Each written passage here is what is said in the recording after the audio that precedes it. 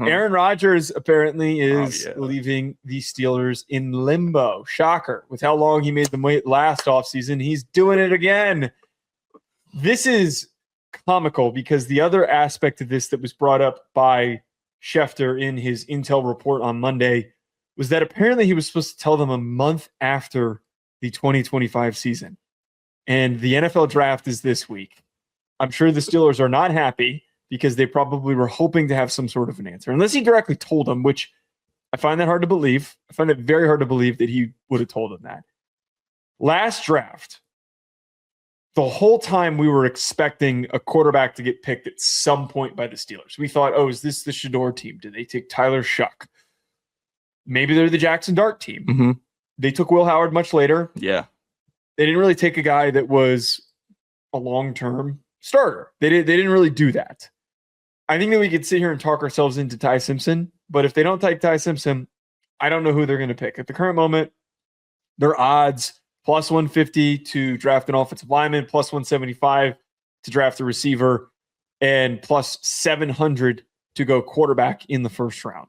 Why don't they take the thick legs? Take thick legs. Drew Allar, the Pennsylvania kid. You think that that's going to solve their problems? No, but if they're going to pick a quarterback at their range, I would take a swing on him while you've had Will Howard there sitting there trying to sponge up whatever Aaron Rodgers has left. I bet he comes back if he hasn't retired already. Firstly, let's make that clear. I think he's playing in Pittsburgh next year because he's a sicko. And every time that we try to paint him as a savant on the field or a crazy person or selfish off the field, he comes back and he keeps on playing because there's nothing better than being in it and nothing better than being in the league. It's like you people forgot the David Justice scene in Moneyball. I'm trying to milk everything out of you, every last ounce of baseball you got, and you want to stay in the show. That's what we got with Rodgers. Now, is this poor form? Yes. Give your team notice. You've been around long enough. Now, he did say, Joe, if you remember, like when he's done with football, I'm just going to disappear for 6 years. Nobody's going to hear from me. Like nobody. Buddy, if you still got loose ends, you got to tie them up before you go off and do that. That's kind of a little rule in the NFL, is to not tank the team that you could possibly be on. I understand, like, if I tell them I'm coming back and then they draft around me, then that could hurt them also. Just let them know where you're at, and then they could figure it out. Them not hearing from you is a bad scene. It helps Pittsburgh not one bit. But am I excited for him to be back next year? I would be. Am I excited to see Will Howard starting? Even more so. See, I think the more that I've thought about it, I don't think that they're going to be the Ty Simpson team because they think that they're holding out a little bit of hope of Rodgers just saying, screw it, let's do this. And knowing how emotional he is, I feel like if they took Ty Simpson, he'd immediately be like, no, I'm done. I'm not doing this. They're not serious about this. They should have taken a wide receiver. They should have taken an offensive lineman. I drove there with my own gas, and then I learned that they're drafting a quarterback. Right. Yeah, I was on the way to the facility. I was going to surprise them. I brought a carrot cake. I was going to, baby, I literally had flowers in my car before you broke up with me. Like I don't know. Like, it's just the Mr. waited out until it gets that bad. You know what I really, and I don't know if this is like totally viable. I think that they just need to call it quits. Just trade for Anthony Richardson. I don't think that they've got a better option on the table here. I'll give them Tua for TJ Watt right now, 1-1. I don't think that they want that. Okay. I don't think they want that. All right. Hold on. Tua for TJ Watt. I just heard 1-1 right now. Pittsburgh hit the line. All right. I don't think my GM's doing enough. You need to be put into a dog cage. I'd like to see Anthony Richardson there. I think that would be fun. I think that Anthony Richardson of any possible landing spot, it would be fun. And we already saw them try and do this with a different iteration of Richardson when they tried it with Justin Fields. And to be quite fair, Justin Fields started the season pretty good before they stupidly decided to turn over to Russell Wilson, and it completely derailed some of the progress they had. I tell you what, that you trade for Anthony Richardson, you send them a late day 3 pick or something, just get them off their hands, the Colts' hands. They want some sort of return. Draft Mike Washington. So you got Caleb Johnson and Mike Washington, and we're gonna run the veer. We're gonna run the ball. And we're gonna run the hell out of the rock. We're gonna go multi-tight ends. We're gonna run the ball 60 times a game, and we'll throw the ball 15 times. I think that's more more of a plan than going with decrepit old dummy Aaron Rodgers. Can block. Got Darnell. He can block. He could get a couple sweeps. I actually like that plan, Joe. I always end up liking your crazy ass plans that just involve running the option or running it 60 times a game. Like, I love that. But here's why it wouldn't. I almost talked myself out of it immediately because Anthony Richardson would have to play Myles Garrett twice a year and the Ravens defensive backfield twice a year.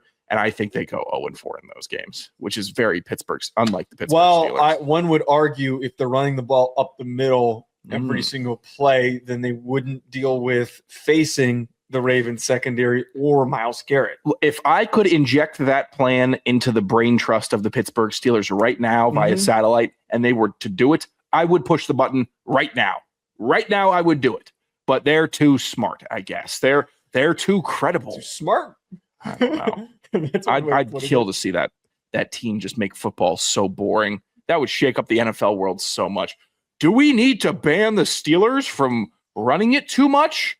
ESPN wouldn't know what to do. Nobody would know what to do. See, the funny thing is in college football, you do get this where a team might end up into a situation where the quarterback that they have isn't as JJ McCarthy is the easiest first example, where you thought that your quarterback was going to be more impactful, but we're going to have to run the ball a shitload, and we're just going to have to keep running the ball. And when we have to put the ball in the air, we will when we absolutely need to. Doesn't really happen in the NFL. I think that a lot of offensive coordinators just stubbornly keep slamming their head against the wall. We're going to make this work. We're going to keep throwing the rock and stretching the field. And we're just going to do it. It's going to set up the run. It's going to open things up at some point. Right? It's going to work. It's going to work. I would like for more NFL offensive coordinators to have that college-based belief of convincing themselves that, we could survive if we decided to split the ratio more so 60% running and 40% passing. I need a 70-30 with the Steelers team. I need go get Anthony Richardson and do it. He's more impactful than what Michigan had when they were trying to do that whole bit with JJ McCarthy. I swear to you, if he got moving downhill enough during a game, DBs would quit. DBs and linebackers would start making business decisions if they wanted to continue to tackle this guy throughout a game. Guys did it with Cam Newton. Guys did it with Tebow in the league. Anthony Richardson, meet the moment. Add 20 more pounds.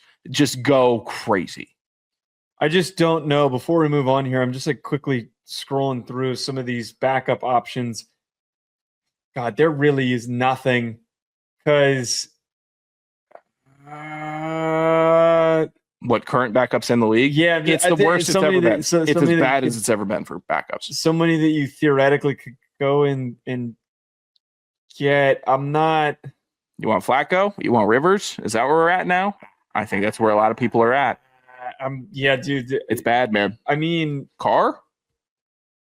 That's the other option. Do you think that you could pick up the phone and you could convince Derek Carr, which is not exactly a sexy option that gets you over the top? Carr also may be too much of a man of God to lead on an NFL team to say my shoulder's fine when it's really blown to bits. Like, we might have some tenderness. I don't know how we got there with that, but okay. Like I don't think he would be like, oh yeah, I'm all good, coach. He's not all good. His shoulder is falling apart.